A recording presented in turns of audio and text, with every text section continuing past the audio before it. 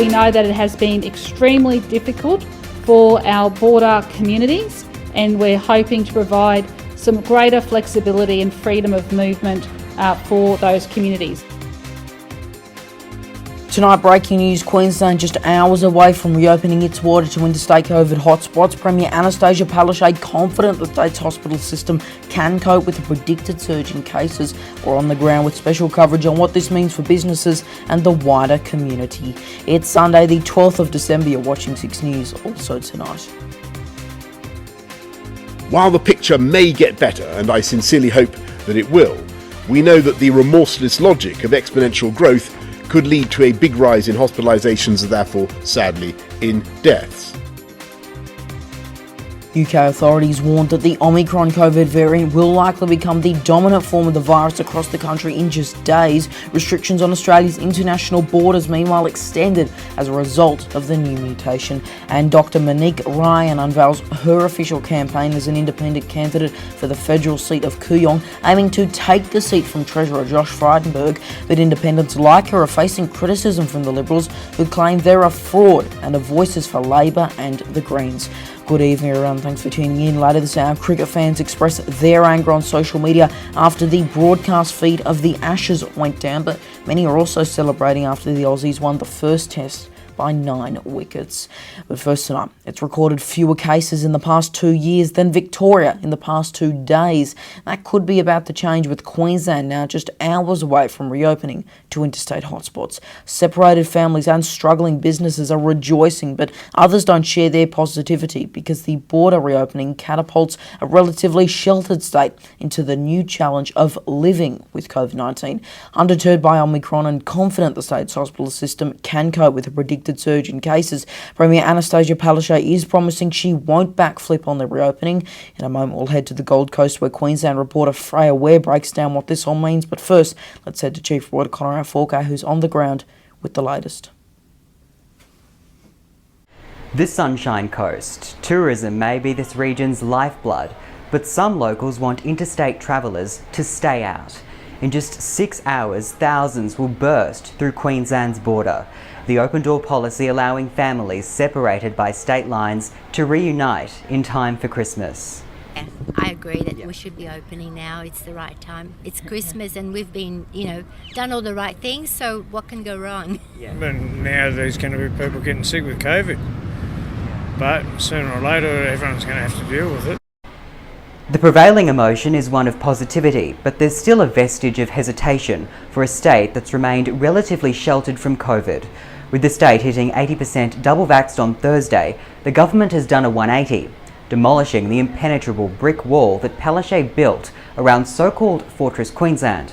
The vaccinated are now allowed in from interstate hotspots, provided they take 2 PCR tests, one 72 hours prior to arrival, another 5 days after. If you aren't arriving from a hotspot, neither test is required. After 251 days of hard border closures, Queensland will transition to living with COVID, ditching the elimination strategy overnight. This shift in thinking cannot be reconciled with the state's hard and fast approach, which saw so-called trigger-happy lockdown decisions only months ago. Well, we're opening the borders. We are going to see cases. We absolutely know that Queenslanders have got to change our mindset. I mean, I'm going to have to change my mindset as well. When the borders open, Delta will be coming into Queensland. We understand that, and Queenslanders are ready. Protective parents either make their child itch for freedom or fear it. That's perhaps the best way to describe the feeling here in Queensland. For those who are extra cautious of COVID and have no interstate connections, keeping the borders closed and virus out seems more attractive. Because I'm not affected directly, I understand that people are stuck and get stuck somewhere and bad things happen, but yeah. So do you think it's like a basic freedom that's being denied? People, the ability of people to go interstate and see loved ones, or no? No, but I'm for the greater good. I'm of the view that you give a bit so that everybody does well in the end. It's a big gamble, I think, just for the tourism. If not now, if we're not opening it now, when should we reopen then? I think reopening the border is opening a border. I mean, it's amazing that the borders in Australia are closed at all in any case. The state has recorded just over 2,100 cases and 7 deaths since the pandemic began. That's fewer cases in the past 2 years than Victoria has had in the previous 2 days. But following the lead of South Australia, which had minimal COVID before it opened just over a fortnight ago, Queensland is risking its virus-free streak for a return to normality. Both states have limited experience with high case numbers. According to modelling, cases in Queensland could peak at 1,200 a day in winter next year, and the state government insists hospitals are ready. There will be a COVID wave that we should expect to start to see cases from next week, but we've had a long time to prepare, 680 days. The only thing I'm concerned about is the overload on the health services. That's my issue, knowing, having lived around here for a while, knowing the limited resources that we do have up here, on the Sunshine Coast in particular, like in medical-wise, it could create a problem. Do you think the hospital system in Queensland can cope? No, I don't think so. Yeah. Why do you think that? They just don't have enough beds, just generally in any case. Yeah, based on your personal experience in hospitals? Yeah. There's in, out, get out, go home and die slowly. And COVID's Queensland conquest has already begun. 9 cases were reported on Friday, forcing a Gold Coast school to close. The dramatic spike followed a double donut day, which the Deputy Premier ominously warned would be one of the state's last. So can Queenslanders be assured that the worst restrictions are now behind them? The Premier says she hopes Monday will mark the end of border closures, but can't rule it out altogether. The state's incoming Chief Health Officer, Dr. John Gerard, says masks are likely to be reintroduced and localised lockdowns could occur in limited circumstances, such as for vulnerable communities with low vaccination rates. And I think what I am concerned about is that perhaps Queenslanders don't appreciate what is about to happen. We have to open up. We cannot keep the borders closed. Because Queensland hasn't been with being hit hard like Sydney and Victoria has. Like, a lot of people up here don't even believe it's true, but I guess it is. So we're a victim of our own success in a way. Yeah.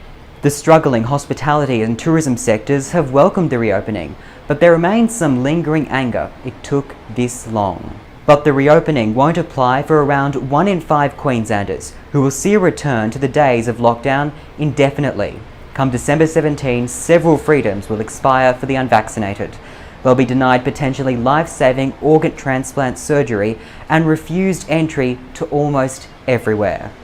For the vaccinated, the countdown is well and truly on till the state reopens. Not even Omicron could derail the plan.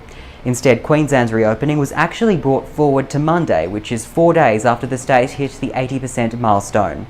On Thursday, the NT also reached the 80% double vax milestone, meaning all vaccinated interstate travellers won't have to quarantine from December 20. They'll need to be tested twice though, 72 hours before and after arrival.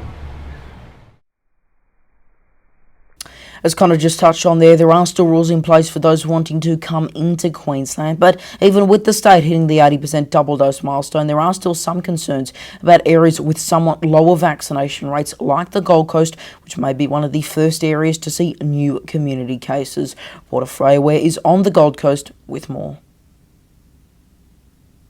With vaccination rates in Queensland nearing the 80% mark, Premier Anastasia Palaszczuk has just announced that the state is set for an early opening of the borders. Borders will now be open from 1 a.m. tomorrow, instead of the original date of the 17th of December. This means that anybody can travel into Queensland, so long as their state's restrictions allow so, and any resident of Queensland can engage in interstate travel to any states with their borders open. We know that it has been extremely difficult for our border communities, and we're hoping to provide some greater flexibility and freedom of movement for those communities. As we open up, even with an 80% double vaccination rate, it means we are far better off than many other countries, many other jurisdictions in Australia. But we will have cases. That's inevitable, and we have to be ready for that. As cases come into our community, it's likely that we will need to think about wearing masks again. It's likely that people will need to be in quarantine. It's likely that some of our family members and relatives will get sick. To enter Queensland, you must test negative to COVID-19 72 hours prior to travelling. Fully vaccinated travellers do not need to undergo any form of self-quarantine. However, unvaccinated travellers will still need to complete the mandatory 14-day hotel quarantine period. Freya Ware, 6 News. And of course, we can't move on without acknowledging Freya. She is, of course, our new Queensland reporter, and it's a great time having her on with this reopening. You can follow her on Twitter, links on our website, 6newsau.com. Staying in the Sunshine State, Queensland will cut quarantine requirements from 14 to 7 days for close contacts of positive COVID cases, as long as they test negative on day 5 of their isolation period. If they do, they will be released on day 7, but will then have to wear a mask and avoid high-risk settings for another 7 days. Fully vaccinated household contacts won't need to quarantine, but will need to get tested on day 1 and 5, wear masks and avoid those high-risk settings. We have done such a great job for almost 2 years now of keeping this virus at bay. Now we are accepting that we are going to have cases, many hundreds, if not thousands, over the next 12 months in Queensland. We have to do it sensibly and responsibly. The new changes come into effect on January 1. UK authorities have warned that the Omicron COVID variant will likely become the dominant form of the virus across the country in just days. New data says the new mutation is more easily transmissible than other variants, and that a third vaccine dose may be key for protection against serious illness. And now, in response to Omicron, restrictions on Australia's international borders have been extended until February 2022. Reporter Lincoln Holmes has the details. Many have regionally dubbed it the South African variant, but details about the new Omicron variant have raised questions as to where it really originated. Authorities in South Africa made the World Health Organization aware of the new mutation on November 25th, but now the first case in the US has been identified as dating to 10 days earlier. In its weekly report, the CDC said that the country's first case of Omicron was detected on December 1st, but the earliest report of symptoms was on November 15. It was also revealed that more than 50% of American Omicron cases are people aged 18 to 39, coming after some reports that the strain was affecting younger people more. We can't yet assume that Omicron is less severe than previous variants.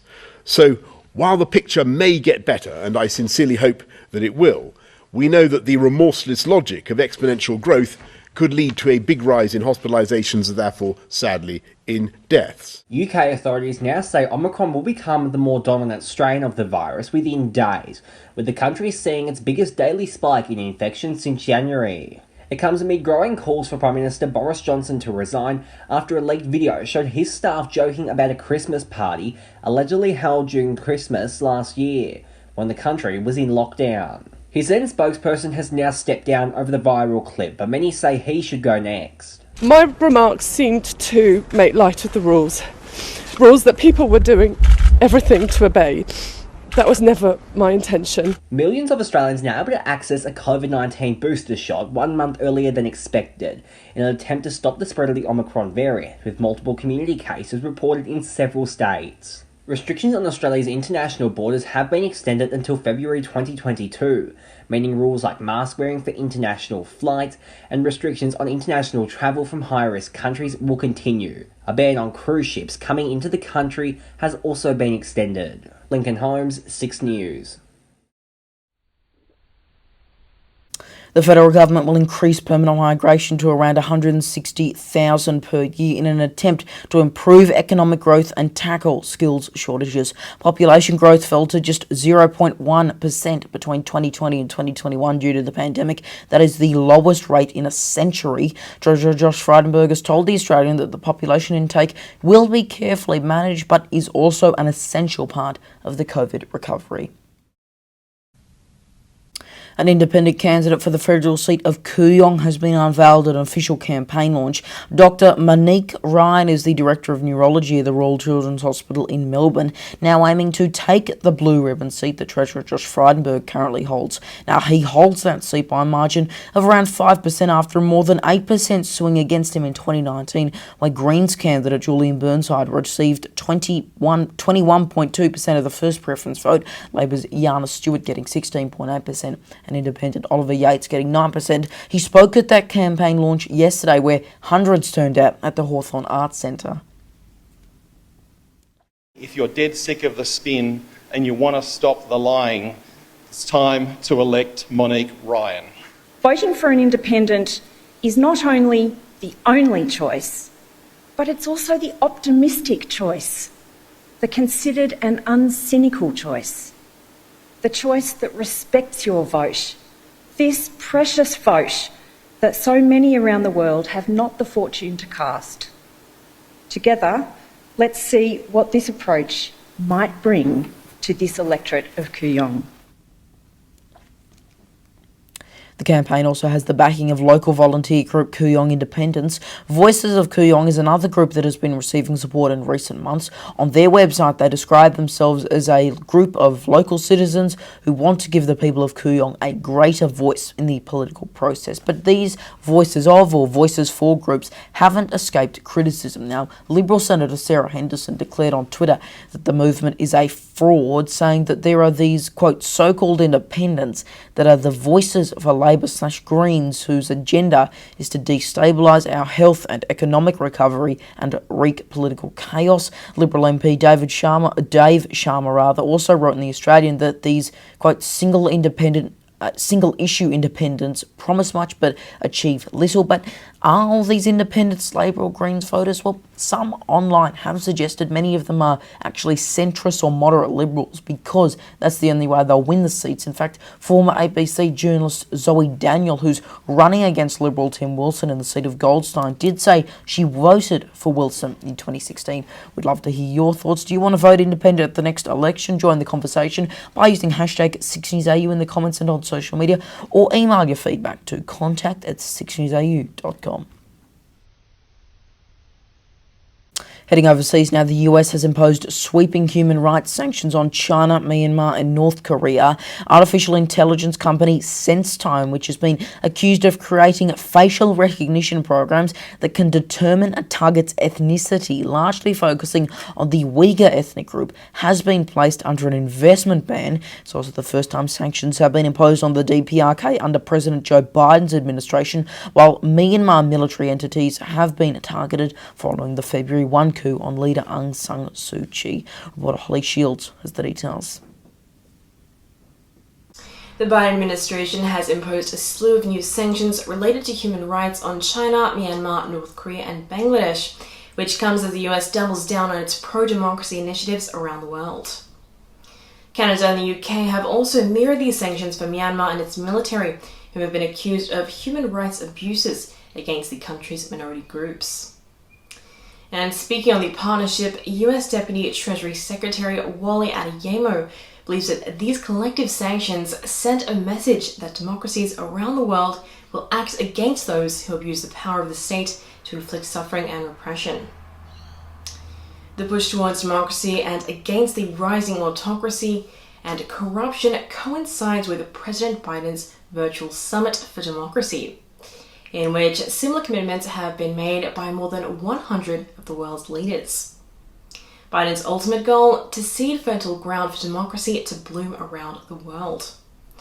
Although just how welcome this democracy will be is a point of contention, as past freedom-spreading efforts by the US have proven futile in some cases.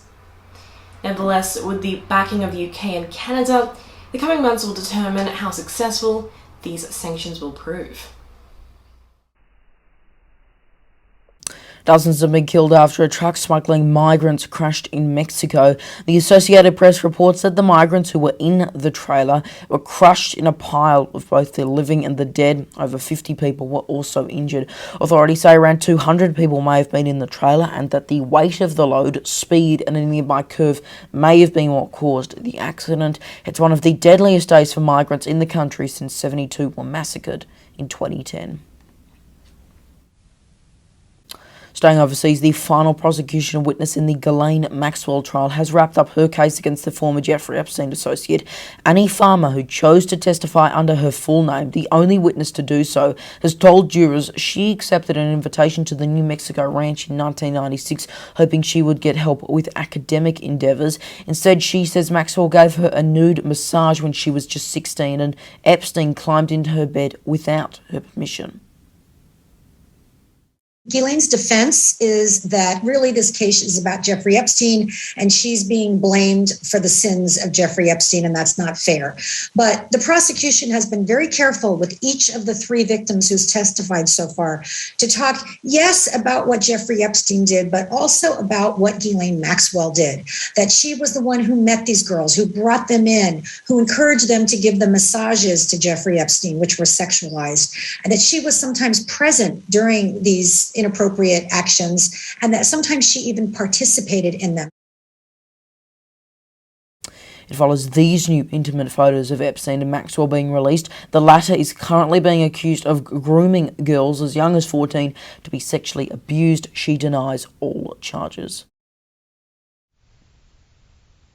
The US Supreme Court has ruled that abortion providers can sue to challenge a controversial Texas abortion law that gives people the right to sue doctors who perform an abortion past 6 weeks before many women actually know they are pregnant. The new law, which came into effect on September 1, bans abortion after what some call a fetal heartbeat, with an exception for cases of medical emergencies, though not for rape or incest. The court did say the law can remain in effect despite much opposition from women's rights groups, the Biden administration and more, and it being labelled an attack on women's rights.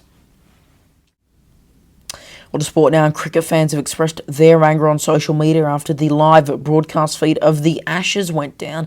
Technical difficulties were seen both here at home and worldwide on Channel 7 and Fox Cricket, with still images seen along with camera feeds that many said were a bit less polished than the usual ones. It's understood the issues were caused by a power failure at the Gabba, Australia winning the first test comfortably by 9 wickets on just day 4, not day 5. Nathan Lyon taking his 400th test wicket, with confirmation also that Hobart will be hosting the 5th test, set to be day-night one, the first time ever that Tasmania has hosted an Ashes match.